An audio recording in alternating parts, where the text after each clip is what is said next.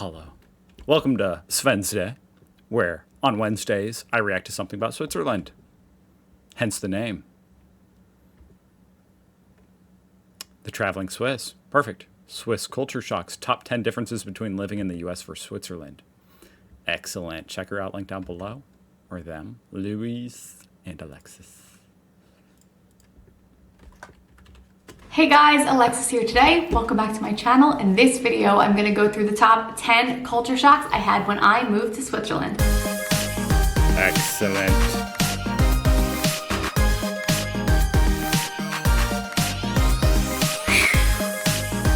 Stunning.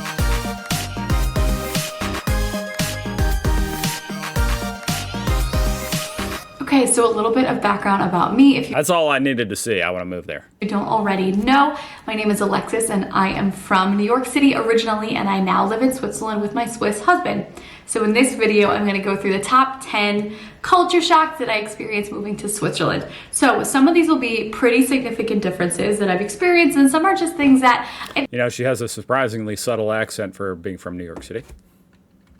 So some of these will be pretty significant differences that I've experienced, and some are just things that Subtle New York accent, I mean. I think are kind of funny day-to-day things that are still quite different than life in New York City. To preface all of this before we get into it, you know, these culture shocks moving to Switzerland will really depend on your country of origin. So I was coming from the US, so moving to Switzerland, there's still, you know, two Western countries. The differences aren't extreme, but there are still some pretty unique differences moving to Switzerland. I kind of appreciate her saying that because a lot of people do try to make it seem like we're diametrically opposed, including my president, Donald Trump. Feels bad calling him my president, but that is the state of affairs, isn't it? Anyway, people try to make it seem like we're so different. We're different in some ways, aren't we? Living here for the first time. So without further ado, let's get into the top 10 culture shocks. Okay, so the first difference is the presence of the military, or at least that I saw. So I can imagine that coming from an American, this is gonna sound rich, but I was surprised with how many people I saw in the military in Switzerland. So if you don't have background, the military is mandatory in Switzerland for men only once you're 18. You can't get out of this. My husband got out of it, but you do have to pay a tax penalty if you get out of it. So I think there's quite a bit of compliance with people in the military at 18. So with, you know, all these young people in the military, you'll see them on the trains, especially on the weekends when they're going home. And they'll be in uniform and they'll be carrying a huge bag of rifles, and like sometimes you'll see a group of A whole bag of rifles? Holy crap. guys with guns drinking beers on the train, and they're like That is interesting. 18 years old, and it's not know just that. really normal here, but it's something that was Maybe a higher percentage of your population is in the military. Probably, if it's mandatory. very different for me, and you know, definitely just took a bit of getting used to. Okay, so this one's kind of silly, but it's still a cultural difference. It's the way people say hello. So I was kind of prepped for the way people say hello in Europe, which is a 2 kisses on the cheek, and here it is 3. So it's 3 kisses on the She said they do 2 kisses. Did she say in Europe? Oh, so I was kind of prepped for the way people say hello in Europe, which is a 2 kisses. I think she said in Europe. Yeah, interesting. I've never seen this in all my days reacting to this content. I know they do that in like France. I didn't know this was a more broadly European thing to like kiss each other on the cheek when you say hello. That is interesting. Kisses on the cheek, and here it is 3. So it's 3 kisses on the cheek back and forth. I feel like That's a lot. that leaves a lot of room for being uncomfortable in the middle passes, but it's just something that's really different. If you're American, or if you know a lot of Americans, I think you So don't stick your tongue out during the pass, huh? That would be weird. know that we're typically huggers, and Americans go in for hugs a lot. And here I find that that's a little bit too comfortable, and people just feel that you're a little too comfortable with them if you go in for a hug and you're not But a kiss is okay. particularly close. So I've definitely had my fair share of awkward encounters, you know, meeting people for the first time and going in for a hug, and they give you like a kind of backed up pat. So I would say if you're coming here, just be prepared that you'll give people 3 kisses on the It is kind of funny because like in other videos, people talk about how in America we have a personal bubble. You know, it's a little bit contradictory, but it is true somehow, you know? It's because things are a little bit more complicated than just being, you know, simple, you know, oh, we have a personal bubble. You know, it's like you have a personal bubble, but with those that are allowed in it to say hello, you hug them. But in a lot of other places in other cultures and in a lot of European cultures, there's less of a personal bubble, but you don't hug. Cheek, hello, and sometimes goodbye. But yeah, that's just the way they greet people here. I actually think it's kind of charming now that I've been here for a little while, but it was definitely awkward for me when I first moved and you would go in for a hug and people are going to kiss you in the cheek, not once, but 3 times. So it's definitely something that's a little bit different, not just from the US, but from other European countries as well. I think that 3 kisses is quite unique. Okay, so the third 3 is a lot. difference, and I think this is gonna be the first significant one, and one that's actually been... I have never been kissed on the cheek by anyone ever. Like, well, other than, you know, like, by random people, you know what I'm saying? A bit of a challenge for me personally is... Or by even, like, friends, or, you know what I mean? Like, it doesn't happen. How... Ever. Patriarchal Switzerland is. Since I was 3 years old. So it's patriarchal in the sense of it has the kind of values of a classical family unit, meaning that gay marriage still isn't legal, and then there's still some, I think, hardships to being a woman in the... It is a little, like, you saw me, I'm like literally like almost shocked. Culture shock. You know, it's sort of funny because in America we have this broad, you know, oversimplification that Europe is just more left in every single way than the United States is. So that's kind of interesting, you know, it's kind of funny. In reality, once again, the real world is much more nuanced than that. workplace. And honestly, I think a lot of Europeans probably have misconceptions about that as well. Like, it's funny when you hear in certain ways the USA is more left. And also, our definition of what even is on the left and right is different. It's kind of a stupid, arbitrary division anyway. I never liked the left versus right thing. To give some background, Switzerland federally didn't have the right for women to vote until 1971. So some cantons granted it before that, but federally it was not until 1971. And the last canton, I think, didn't actually give it until the early 90s. Wow. And that was like a canton that tends to be more rural, but still women haven't been in the voter force in full for, until modern history. So that's some background there, and I think there's a few contributing factors to this, but women are typically not in the workplace. So the last statistic I read is that once women have a child, only 1 in 5 will ever be full-time in the workforce again, meaning once you have a child, 80% of women will never hold a full-time position again. They might work 2 days a week. I find that really common in Switzerland. A lot of the older women I know work 2 or 3 days. Even with how expensive it is, it's a single income household. That's pretty amazing. But women Shows how high the salaries are typically not super integrated into the workforce, and I think there's a lot of reasons for that. But I think one is the school systems. A lot of them close for lunch for 2 hours, which means somebody needs to be home to feed their kids. What? Childcare is really expensive, so it can often equate to being a full... Okay, I need to react to the Switzerland school system. They close for 2 hours and the kids go home and eat. Wow, that would not work here. Time salary, how expensive childcare is, as well as the salaries are just really high. So if you're a 2-person household with young children, there tends to be one of the person working, and that happens to be the man more often than not. So there just tends to be a lot of one-income households. It's a different society, so I'm not saying one is better than the other and one is worse. It's just very different for me coming from New York City, where I felt like everybody I knew was a working woman. They had kids, they still went to work. It's very different here, and I've definitely experienced myself interviewing for jobs where they can put if they want a man or a woman in the job descriptions. That's legal, so there's a lot of interesting things about Switzerland being a very patriarchal society. Remarkable. This is so interesting. But that to me is the most significant difference I've noticed, and the one that I personally struggled with the most. So if you are an expat in Switzerland, I think that will depend on your country of origin. But I'd love to know if anybody here watching this has had a similar experience to me. We could just chat about it in the comments. And this next one is, kind of lighthearted again, and that is just the little bit of lack of spontaneity that I see in Swiss people. So when we want to hang out with our friends, I just have to point out I'm amused by this nice lady exemplifying what I have heard of as the American smile. You know, she's just always smiling. I appreciate it. It's very positive. I like it. And yeah, I don't know. I just imagine people immediately, look, I randomly went back, she's smiling.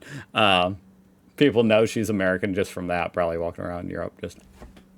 There's a little bit of lack of spontaneity that I see in Swiss people. So when we want to hang out with our friends, me and my husband who is Swiss, we schedule it weeks in advance. And I also find that you don't have the casual grabbing a drink after work with your coworkers. I think everything is really, really scheduled, but the definite benefit of that is when I was in New York, I would feel like I'd have to follow up with people a few times, like, you know, before we're gonna go, hey, you still coming? You still down for this? Like, that doesn't happen in Switzerland. If you make plans with someone, they will be there at that time. So good. It's nicer, but I will say that I do miss a little bit of the spontaneity of just like grabbing the after work drink. But you can rest assured that if you have plans with a Swiss person to get lunch or dinner in a week or two, that you do not need to confirm. The lunch or dinner will proceed as scheduled.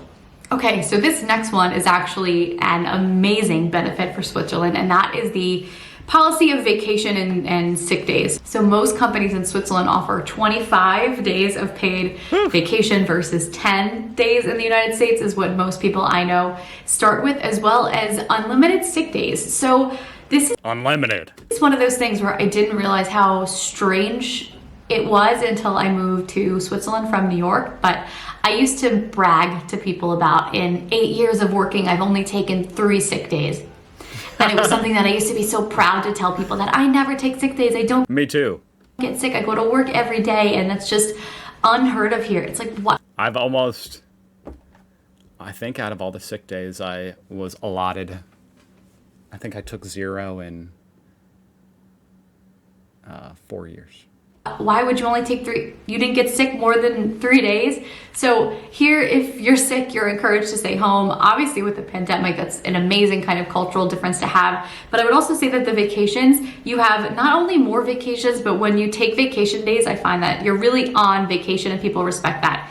When I was working in New York City, when you take a vacation, I think you're expected to be on email, checking, making sure things still move along as planned.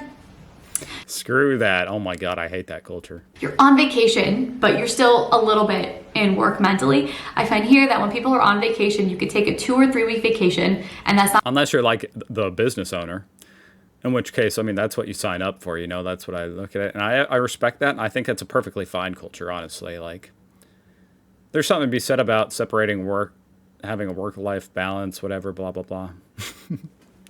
But like, if it's your business, then I believe you've kind of made the decision to integrate your life and your work, which is fine. But it just means that is what it is.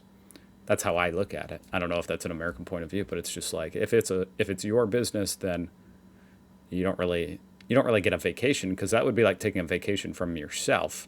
But you can still go on vacation, but you've still gotta, you know, you can still go places. It's your business, so you have to keep tabs on it. It's just an interesting distinction.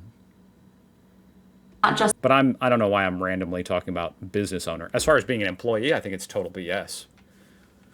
Like, no. Basically, under no circumstances, unless that's specifically like in the contract when you're signing up, that the vacation is not real and you're going to get paid extra for that, then, I mean, that just sounds stupid. The once in a lifetime honeymoon, people take that every year. You could take a 2 or 3 week long summer vacation and really be with your family, and it's respected in the workplace. People aren't following up with you. You're really on vacation. So that's really nice. It's the respect of the work-life balance when you're in the workforce, that when you're on vacation, you're on vacation. When you're sick, and people just respect. I've always kind of been the odd one out who, like, it's not good, like, as far as integrating into the American, you know, work culture and corporate type culture, like.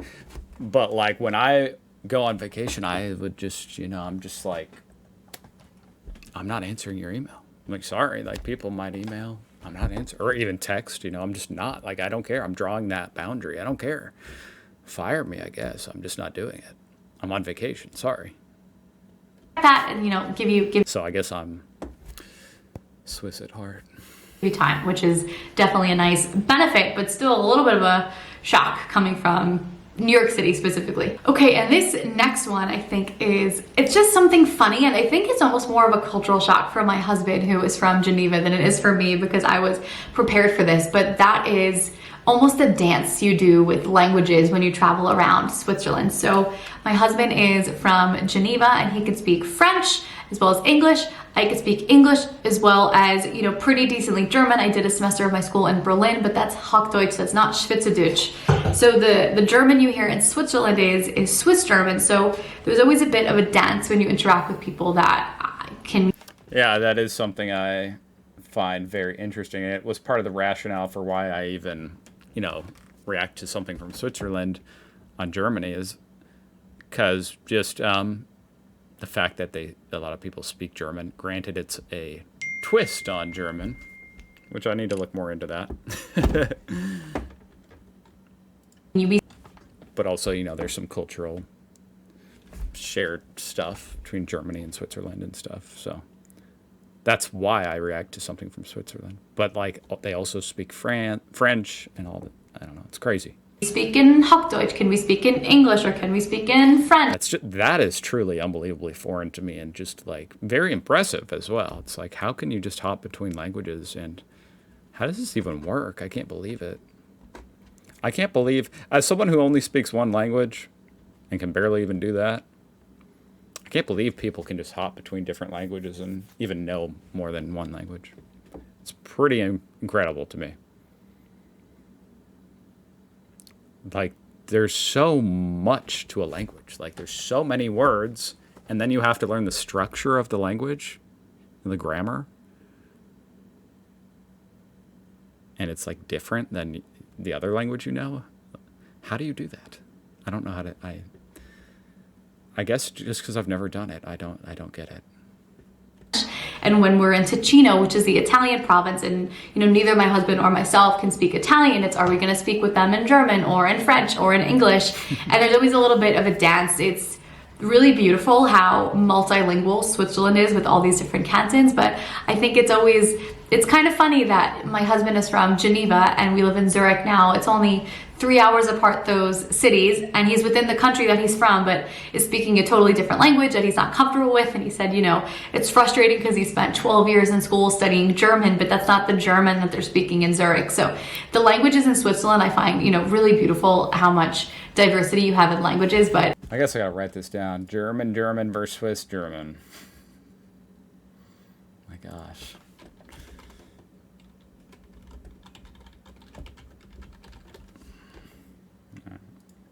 The cultural shock for me is always like when you're not in, you know, the region that you're from. So if you're in the Italian part and you're French, or if you're in the French part but you speak German, like the dance of how are we going to communicate? We're two people from the same country, but what's our mutually, you know, language spoken that we can talk to each other? And I find more often than not it tends to be English, but it's like a funny little dance almost to find your common... Thank God, for my sake, thank God English is pretty ubiquitous. ...language. Okay, so this next one I actually really think is a positive as well, but it is... Which, I mean, is probably the reason why they don't even bother trying to teach, like, second languages here in the States. So... Also, just because America is so big and so, like, in its own bubble, like, you know... If people speak another language, it's Spanish. Like, I don't mean to say nobody speaks a second language. There are people who speak Spanish. That's about it. So different than anything I've ever experienced, and that... Maybe 10% of people speak good Spanish. Probably less. Maybe 5%. Maybe 2%. Wait, what population... There's probably more than 2% of Americans that are Spanish or Mexican.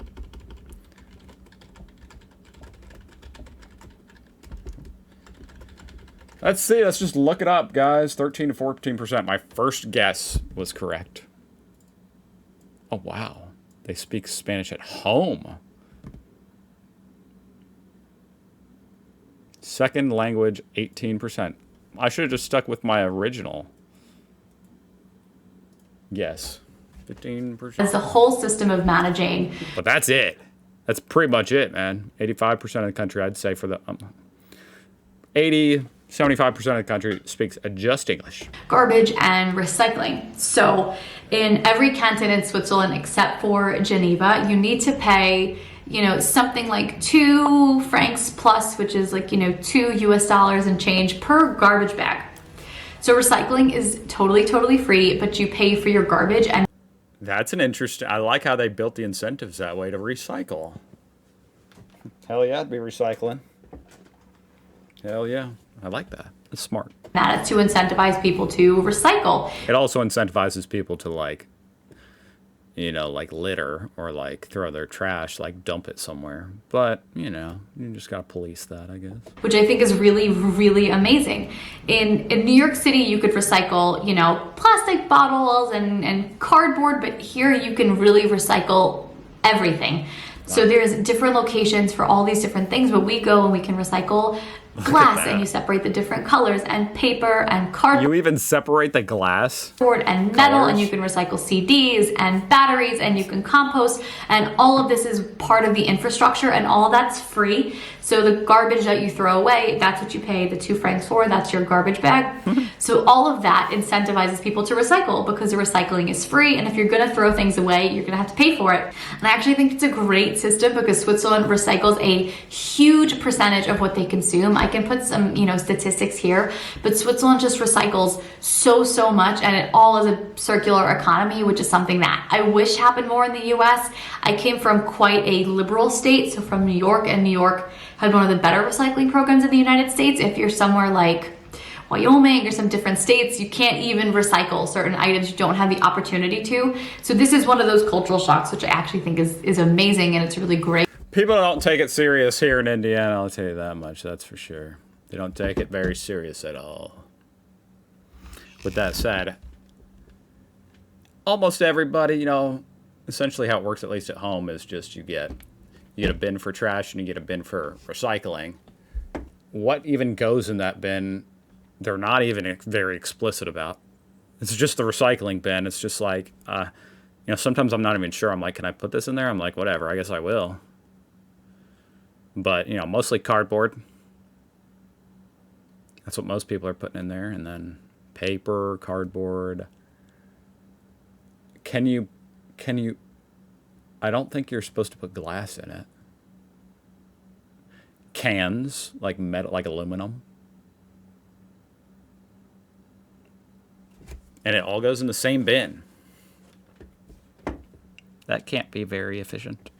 Benefit how many things you're just able to recycle, and how people are not only incentivized to recycle, but they're compliant, and they, everything is getting used again if it can, which I think is really important for everyone's future. Okay, so this next one is kind of funny, and that is the strict rule following. So I live in Zurich now, and if it is 11 at night and I am, in a suburb of Zurich, and the light to cross the street is red and there's nobody there, there's like no cars coming, if I cross the streets and someone sees me, somebody will probably say something. So I've encountered this a lot. I've lived in Germany as well, and I think it's similar there, and I don't know if it has to do with the Germanic cultures, but there is a significant culture of rule following. So if you're crossing the light when the thing is red, someone's gonna tell you. If you're recycling after hours, I think somebody might. What's interesting, what's funny, what's so like incompatible is too strong of a word, but I guess just different, is in the American culture, you're kind of brought up to think like, oh, you're an individual, it's kind of like screw the man, it's kind of like, the government, like, you're not my dad. Okay, you can't really tell me what to do. Like, I'm a grown-ass man. I'll decide for myself what I should and shouldn't do as far as wearing a seatbelt or if I should cross this road. If I get hit by a car, that's on me. That's the mindset. Which, of course, neglects other aspects, which are like, well, if you get hit by a car, well, then first of all, you're now a liability to our healthcare service. But here in America, it's a private system, so it's not as big a deal. Then again, in Switzerland, it is too.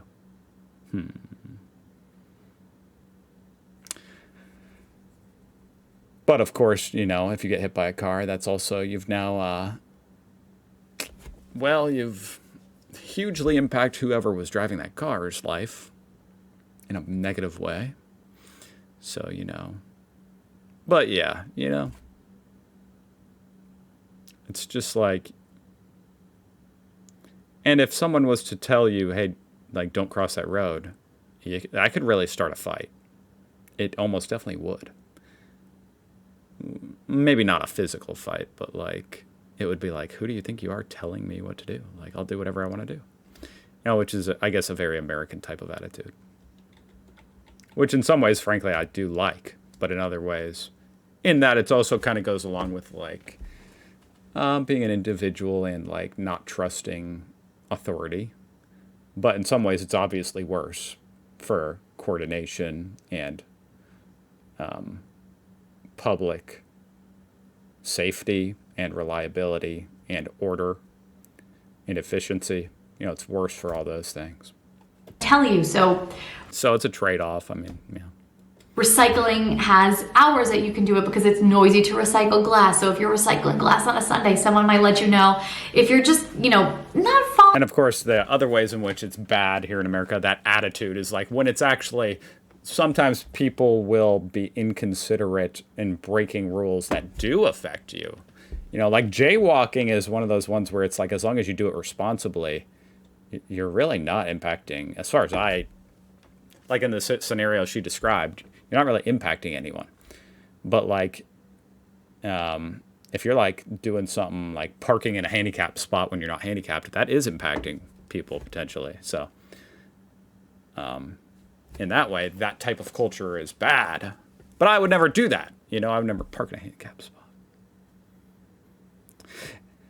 What's sort of funny about it, though, is that like, when you're in a car, if you're driving a car and it's a red light, you would, even if it's like an empty town, most people would never even think about going. When you're in a car, you follow the rules. Well, you're supposed to. Most people do. Here in the States, we're not very good at driving.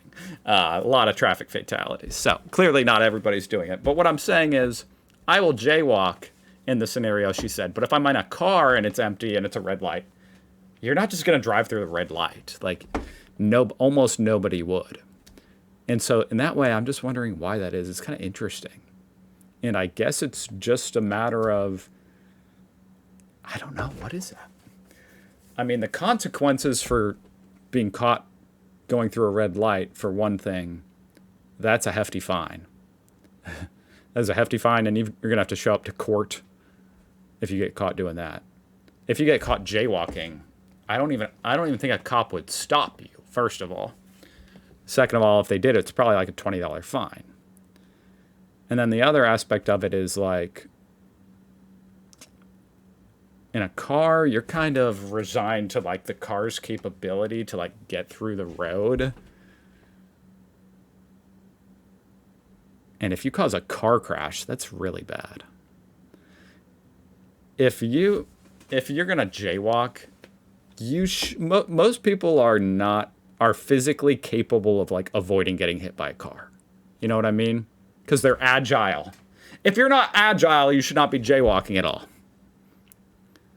Okay, I'm diving way too deep into this. Let's continue. Following the rules, I think people will tell you if you're really loud in a train, someone might let you know. I think in Switzerland in general, there's like a strict culture of rule following, and the expression that I always say is alles in Ordnung, and that's the German expression, everything in its order. But I find that very true in Switzerland, which is very fun. Unfortunately, though, this does, because of the American culture has obviously rubbed off on me. That's an understatement, I've only known American culture.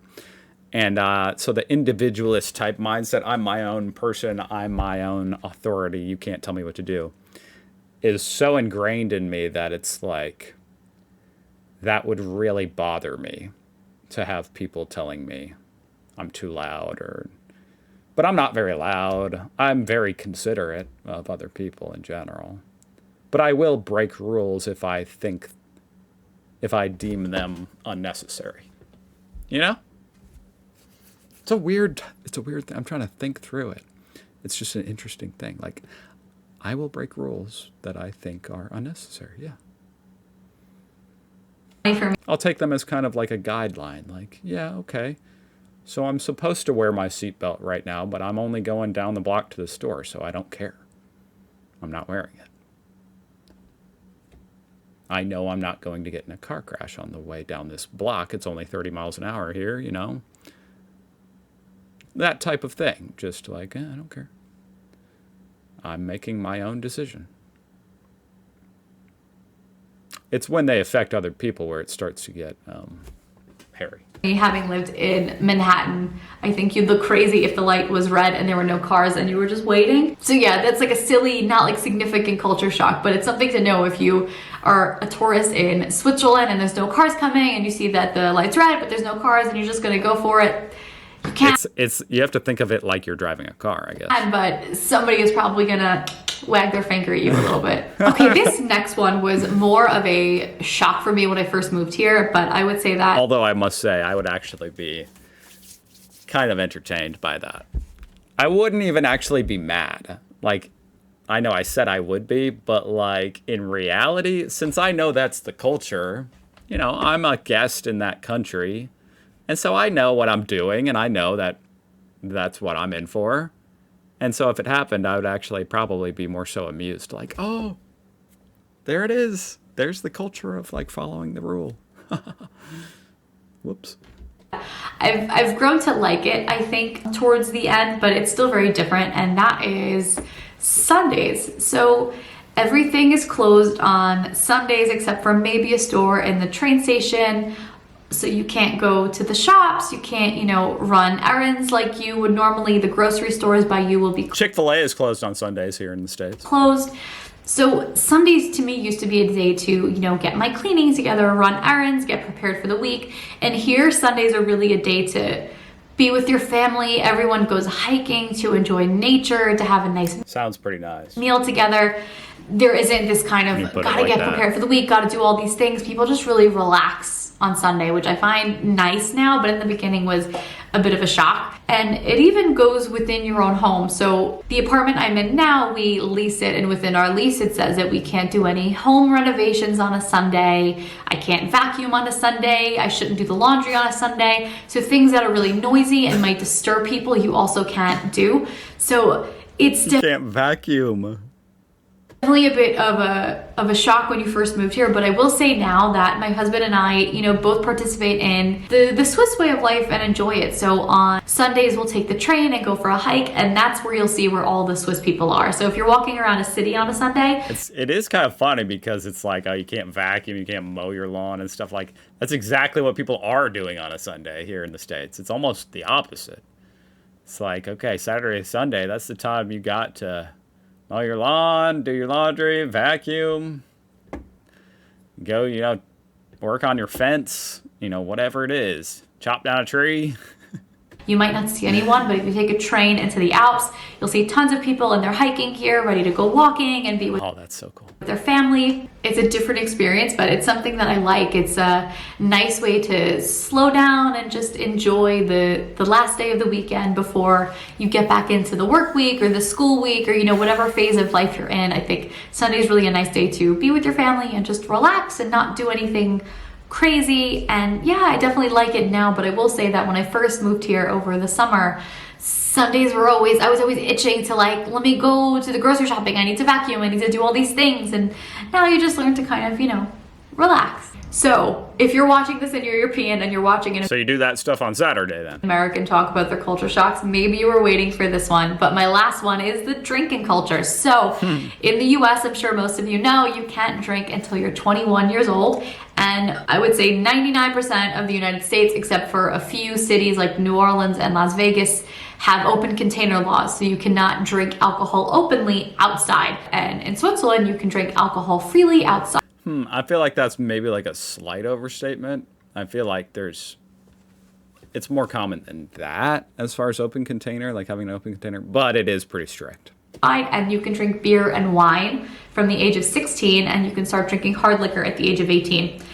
So for me, it's always quite funny. I can remember a weekend where my husband and I were in Adelboden, which is in the... And this is one of those things as well where it's like, I guess you kind of need to put it in the context of American culture, as far as the rule breaking, where it's like, and don't get me wrong, it sucks. I think it's absolutely ridiculous that as a grown-ass man I can't drink. I was just talking about the other day how I think I should be able to, well, I'm not even going to go there.